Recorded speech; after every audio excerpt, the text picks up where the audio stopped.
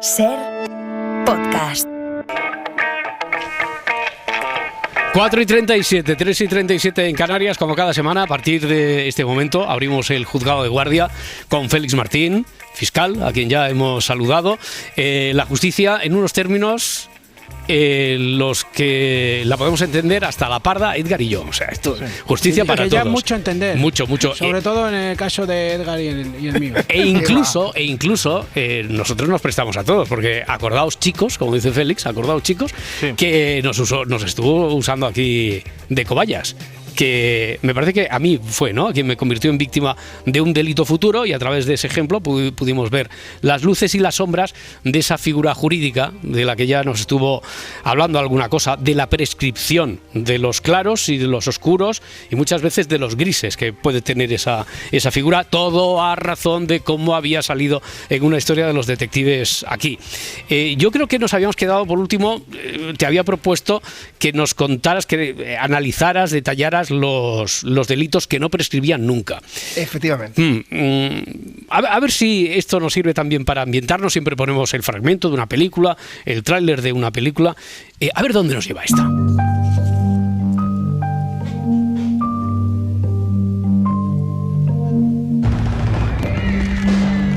Me quiere. ¿Has visto? ¡Coge a tu hermano! ¡Coge a tu hermano! Nos equivocamos. No son solo escaramuzas. Es una puñetera guerra, Sara. Igual que todas las demás puñeteras guerras. Es una película del año 2000, Las flores de Harrison, protagonizada por Andy McDowell, por Adrian Brody.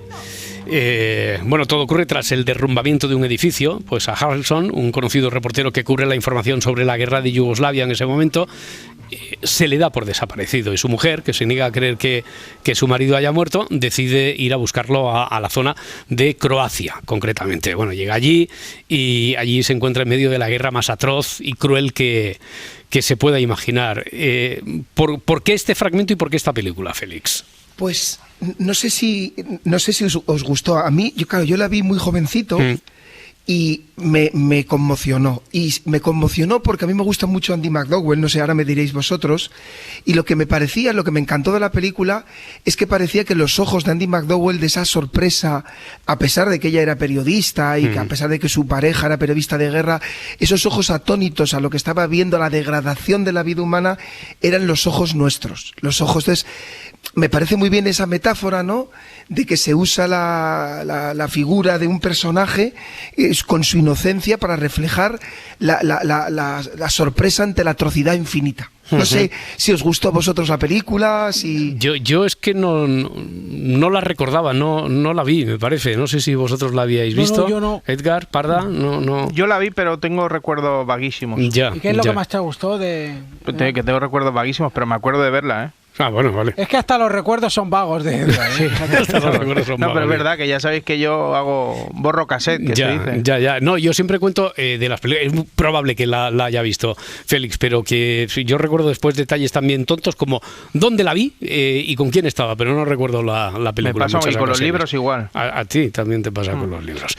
Bueno, oye, ahora en serio, que Félix había escogido esta película que está ambientada ahí en un conflicto, el de la antigua Yugoslavia, porque vamos a hablar de los delitos que prescriben, no prescriben, y estos conocidos como crímenes de guerra o incluso los genocidios. ¿Estos prescriben o no? ¿O son diferentes? No prescriben. No prescriben nunca. Y no prescriben porque así nos lo impone, ahora lo veremos, así nos lo impone un tratado internacional. Vale, porque dependía del delito, ¿no? El hecho en general. ¿Nos lo puedes refrescar esto? ¿Depende del delito? ¿De qué delitos? Desde luego que sí. Mira, más que del delito, que está casi, depende de la pena que el Código Penal establezca para el delito. Y a mayor pena que el Código Penal establezca para el delito, mayor tiempo será para la prescripción. Pero luego, efectivamente, hay una serie de delitos, creo que aquí nos quedamos, que no prescriben nunca. ¿Te parece que lo repasemos muy rápido? Claro, porque me sonaba esto del genocidio, de la guerra, pero a ver, son 4, creo que nos dijiste 4. Nosotros vimos uno hace 2 semanas, que eran los delitos de terrorismo, ¿te acuerdas? Sí, claro. Si hubieran causado la muerte de una persona. Vale.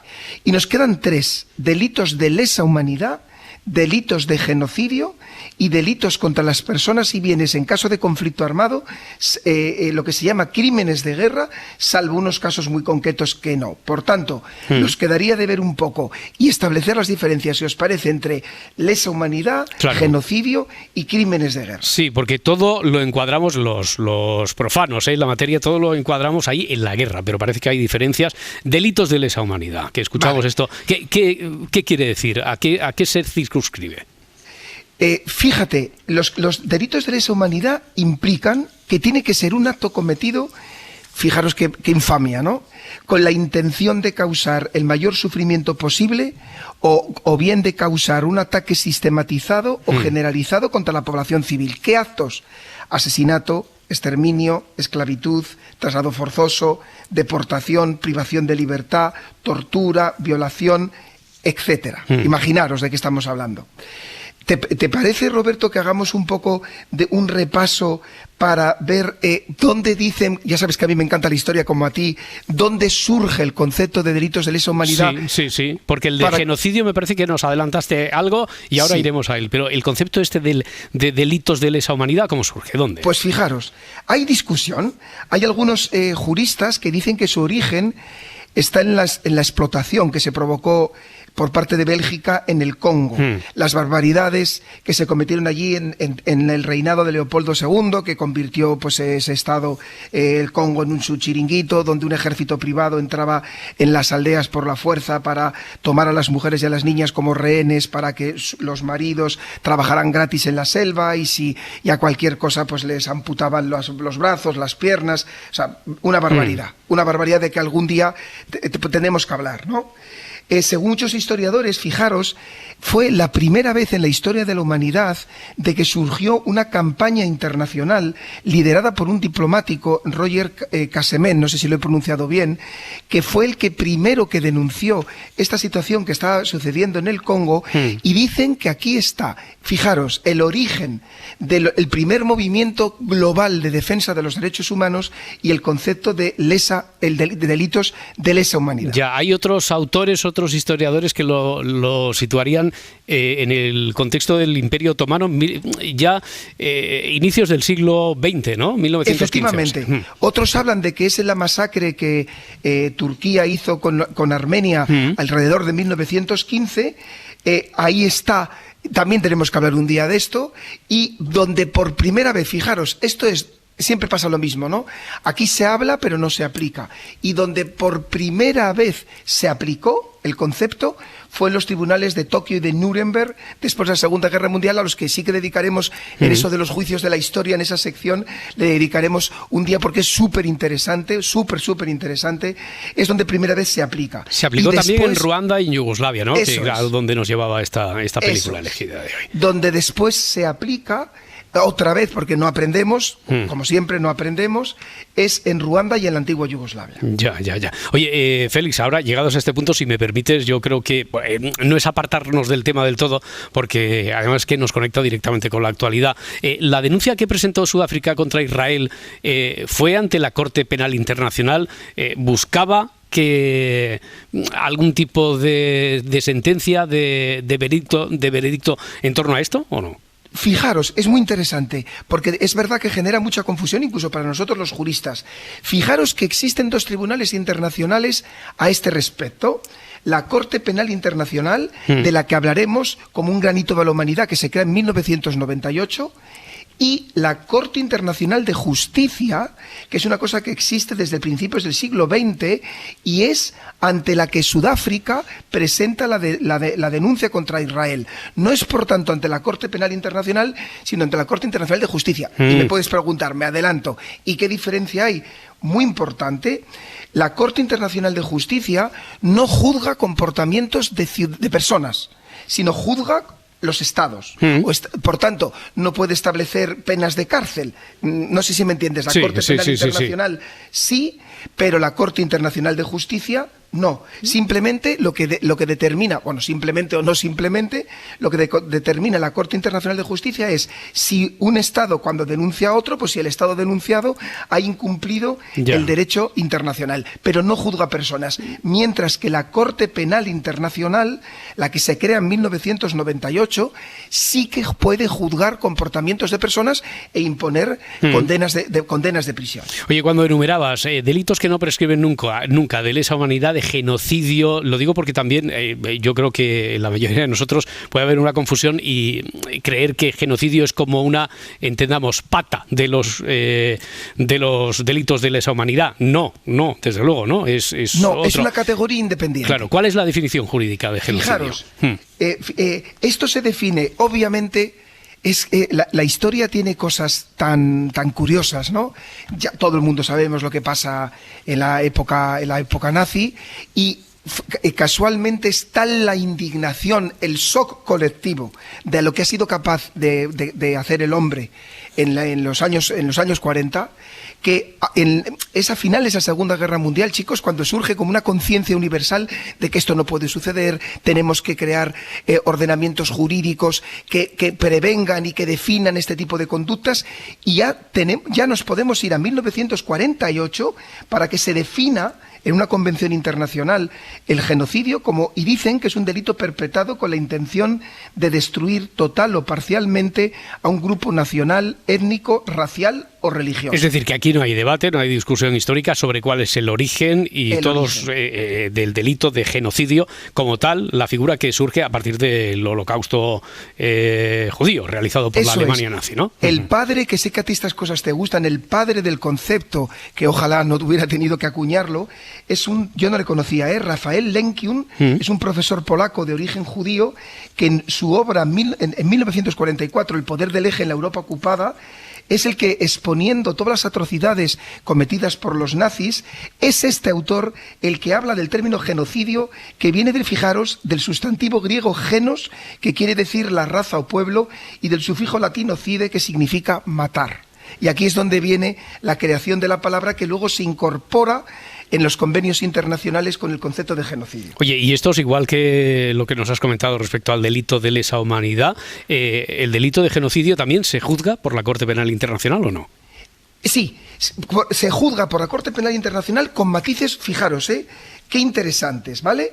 La Corte Penal Internacional, como hemos visto, tiene competencia para juzgar a personas físicas, ¿vale? Y no a estados. Y fijaros, da igual, es decir, la Corte Penal Internacional, que es una de las grandes creaciones de la humanidad de finales del siglo XX, y tenemos que estar súper orgullosos de ese paso que dimos, tiene competencia para juzgar a toda persona sin importar el cargo que ocupe, incluso jefes de Estado que no pueden alegar inmunidad, ¿vale?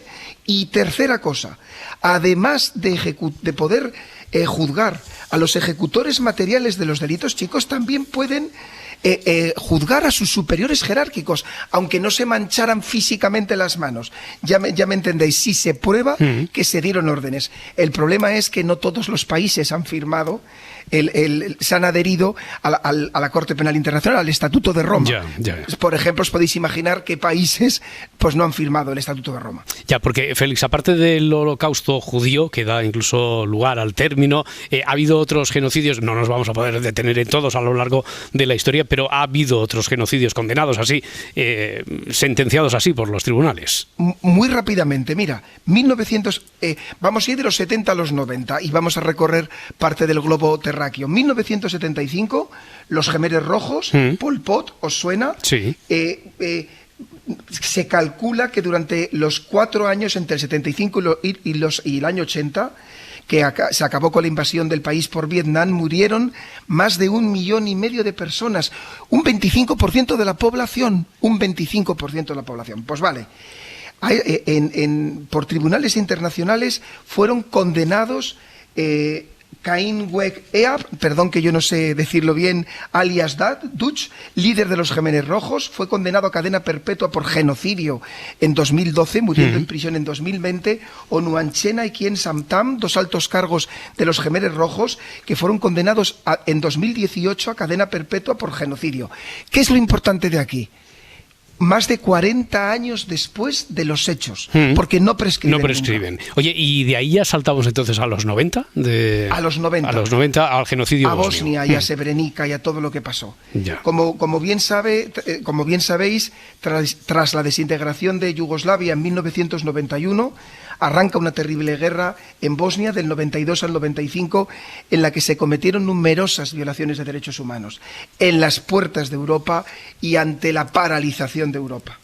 Por ejemplo, en 1995 el ejército serbio y grupos paramilitares acabaron con la vida de alrededor de 8.000 personas musulmanas de origen bosnio, con el fin de realizar claramente una limpieza étnica. Estos sucesos se conocen como los sucesos de Srebrenica, y seguro que os sonará. Lamentablemente sí. Otros tribunales consideran que no fue el único acto de genocidio. Y fijaros, y aquí sí que le vamos a poder dedicar algún día, os van a sonar estos nombres, a que nos suena a todos el nombre de Radovan Karadzic, líder de los serbios de Bosnia, claro, condenado por genocidio en relación con la matanza de Srebrenica, y además también fue condenado como responsable de crímenes de lesa humanidad y crímenes de guerra. Y Ratko Mladic es jefe del Estado Mayor del Ejército de la República de Srpska y conocido como el carnicero de Srebrenica, fue condenado en 2017 a cadena perpetua por genocidio, crímenes contra la humanidad y crímenes de guerra, y dedicaremos un episodio de nuestros juicios históricos a hablar de este juicio, claro, porque fueron muy impactantes. Y de ahí también en los 90 pues nos deberíamos detener en el genocidio de Ruanda, que no sé si nos dará también para otro episodio histórico, pero no quisiera que se nos acabara el tiempo, porque decías 4 delitos. Cuarto, los delitos contra las personas y bienes protegidos en caso de conflicto armado. Esto es muy específico, ¿no? Sí. ¿Cuáles son estos? Esto es muy interesante. Son los llamados crímenes de guerra, y es cuando uno se vale de la guerra para cometer otros delitos. Por ejemplo, contra los enfermeros, contra los heridos, contra el personal sanitario, el personal religioso, la población civil. Es decir, el mensaje que da la comunidad internacional cuando dicen que estos crímenes no prescriben nunca es: no vamos a permitir que con la excusa de una guerra se cometan delitos. Y si se cometen delitos con la excusa de la guerra, va a ser perseguido para siempre por la humanidad. Ya.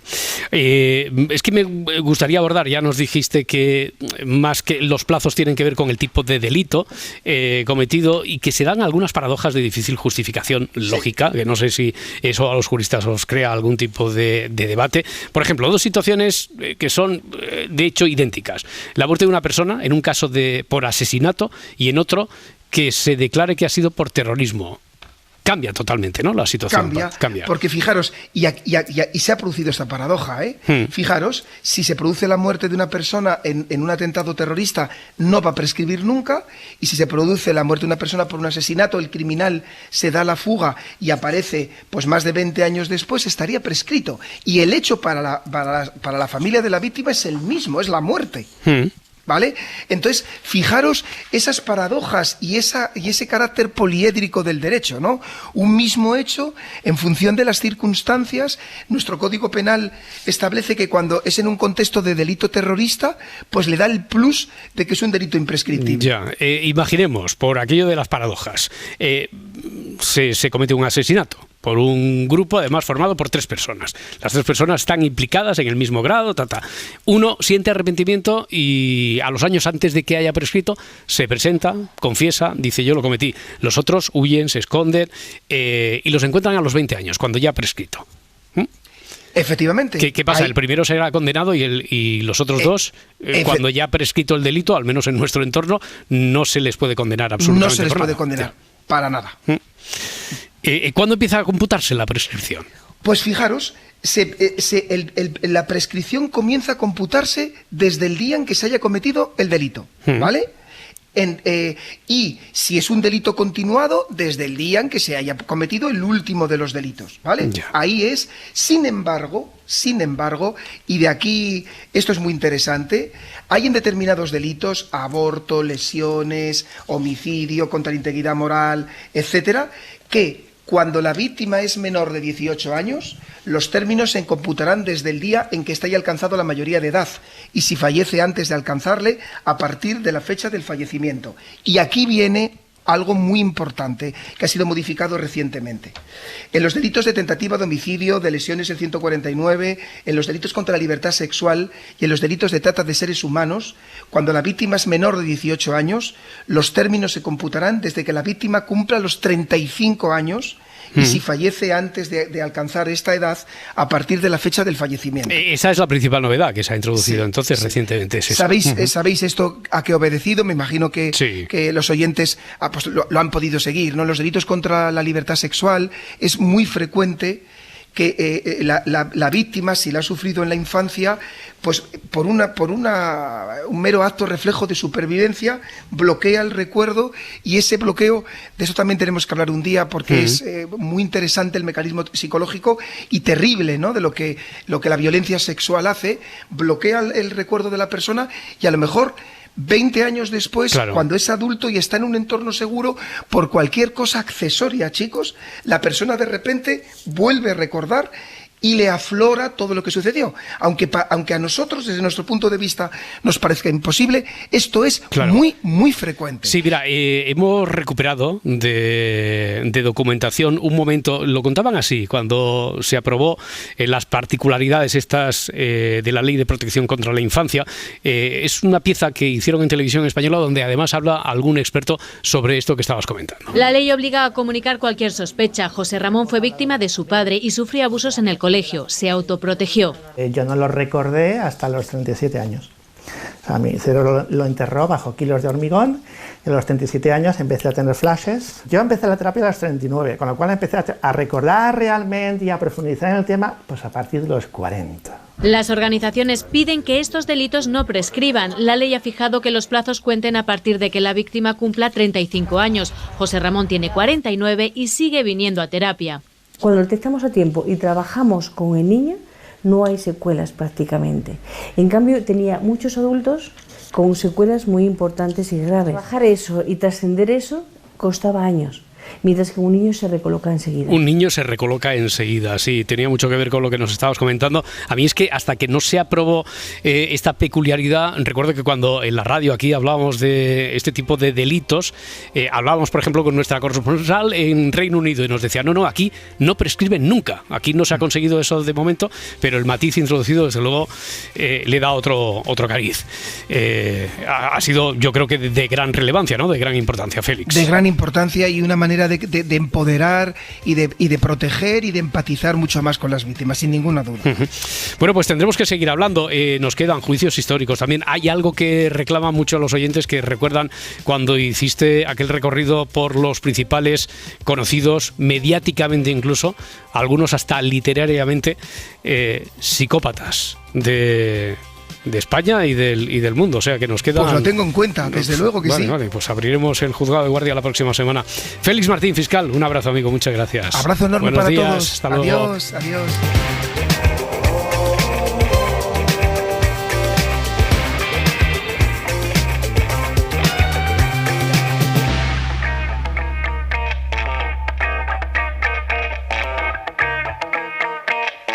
Si amanece, nos vamos. Cadena SER. Para no perderte ningún episodio, síguenos en la aplicación o la web de la SER, Podium Podcast o tu plataforma de audio favorita.